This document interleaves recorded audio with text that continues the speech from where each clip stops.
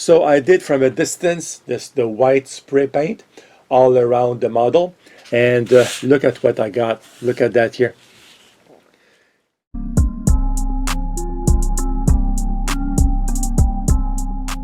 Hello guys, welcome to my channel. More stuff on 3D printing. I printed recently the famous Rialto Bridge in Venice, Italy, and I did that for a couple of reasons. One is this is one of the most important touristic areas or attractions in Venice, and also I want to show the importance of scale, and that's why I printed two at two different scales. So before I show you the details, I just want to say that this bridge is a pedestrian bridge. It was built several times, rebuilt I should say. The first one was built in 1173, that's almost 1,000 years ago, and I think it was made of wood.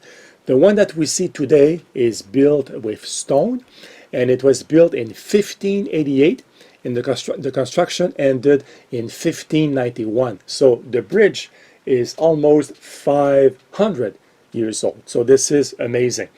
It's not very long, 32 meters, but it is wide. It's 23 meters, and because there are shops, so it's more than just a bridge. When you walk across the Grand Canal in Venice, this is an amazing bridge. It's also the oldest bridge crossing the Grand Canal.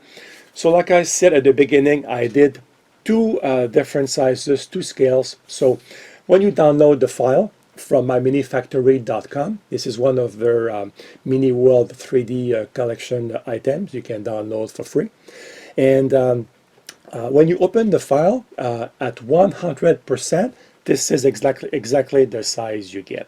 So I printed first at 50%. So this is 50, this is 100. I know it's hard to believe, but believe me, it's like, look at that. It's half the size of the big one. So when I printed the small one, and I'm going to show it to you here, Rialto Bridge, very, very nice architecture. The thing here I'm trying to show is, first of all here, the guardrail over here. I'm trying to show maybe with the shade. You lose all the details. There's almost nothing here printed in the guardrails.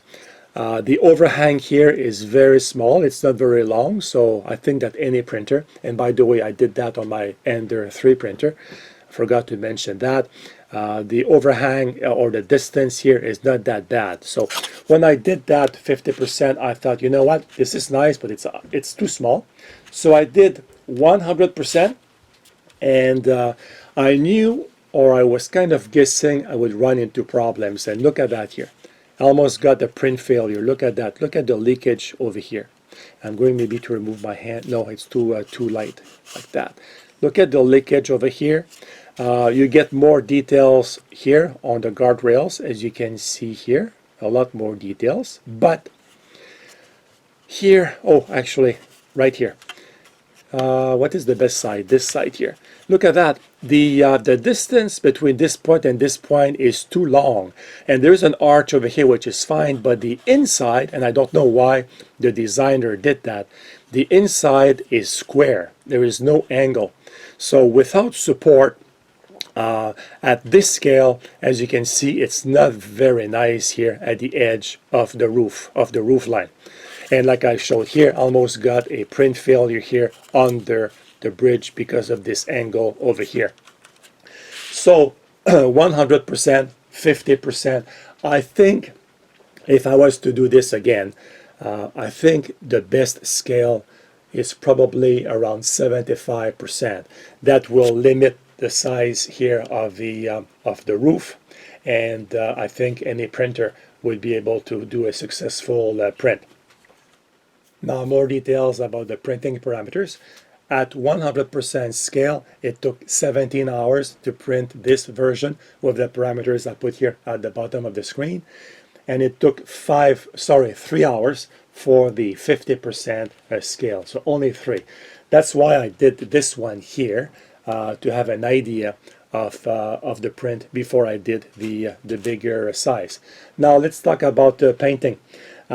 Like I did with the Parthenon, and I invite you to look at that video if you haven't. I was able to get a a color that is very close to the actual ruins in Athens. So I'm going to use my light gold, maybe a bit of yellow, light brown, and white to try to mix that to get a finish that is close to the actual Rialto Bridge in Venice. So I'm going to try the paint, and I'll be back tomorrow. Hello again, 24 hours later. It's actually 3 days because I had to print something else in between.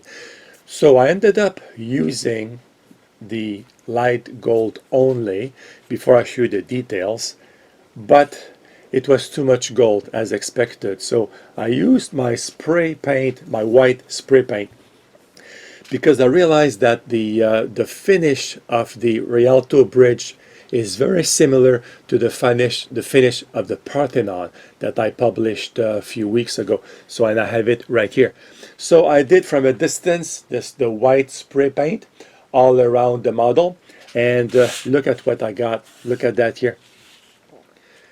It is quite nice actually. If you don't see the difference between before and after, look at if I put the white model over here. Look at that.